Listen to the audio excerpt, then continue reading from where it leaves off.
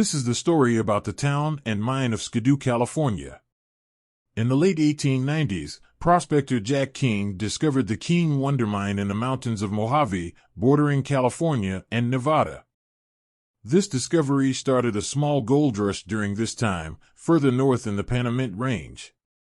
It was here that two prospectors, John Thompson and John Ramsey, discovered a gold deposit that would later become known as Skidoo.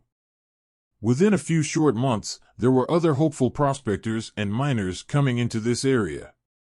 The two Johns were pretty sharp operators and knew that this place had good potential for gold, so they formed a small group called the Gold Eagle Group and then ended up staking a large chunk of the surrounding area.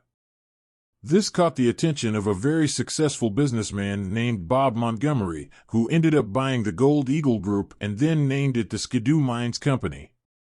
Of course, other people who knew Bob Montgomery and his success in the past were eager to buy in and invest. By 1907, the Skidoo mine was being built. This was a very rich deposit, but it was out in the middle of nowhere. First thing Bob Montgomery did was run a water pipeline from Telescope Peak to the mine site. This water line was 20 miles long. This would have been a huge task back in the day with no supporting infrastructure. All this gold ore needed to be processed, so the mine built a mill and had a 15-stamp amalgamation and cyanide mill installed. By this time there was 100 men working at the mine and helping with construction of the mill and town site.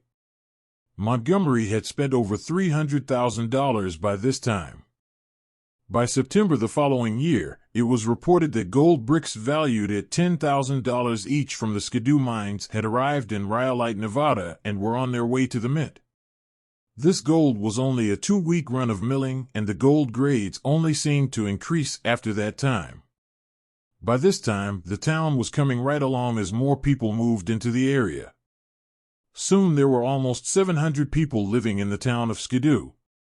The town had a store, a blacksmith shop, a couple of saloons, and a post office. There was regular freight service running over to Rhyolite a few times a week.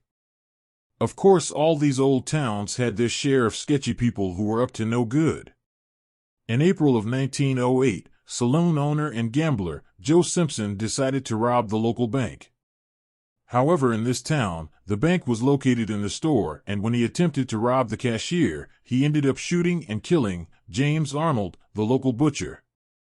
The town of Skidoo never had a jail, so he was held under guard in a building until a sheriff or a marshal could arrive.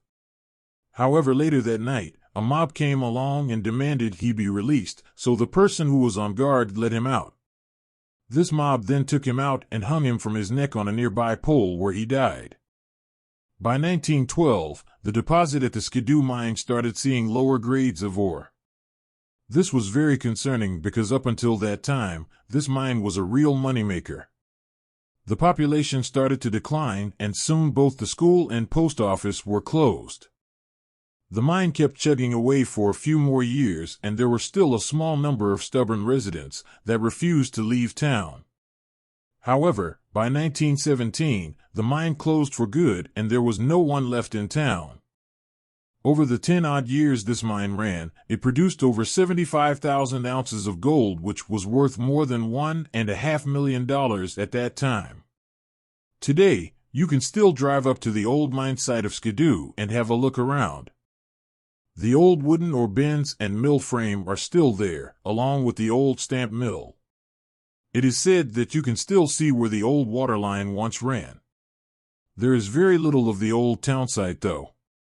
Just a few bits of old debris where some houses once stood.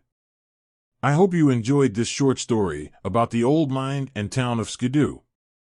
Please like, share, and subscribe so we can continue to bring you more old lost mine stories.